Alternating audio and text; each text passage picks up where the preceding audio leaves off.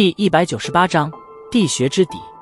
就在萧炎即将投入火红的岩浆湖泊之中的前一瞬间，森白的火焰猛然自其体内涌出，最后将之身体完全包裹其中。扑通，身体投射进入而下，溅起四射的火红岩浆。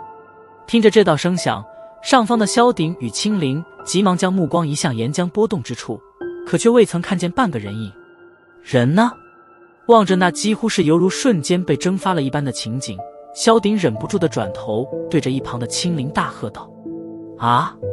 青灵小退了一步，小脸惨白地望着那没有丝毫动静的岩浆湖泊。那刚刚跳下去的人似乎是在接触到熔岩之时便被瞬间化成了灰烬一般，连一声惨叫的声音都未曾发出。嘶！岩浆之中忽然传出火灵蛇的嘶鸣声。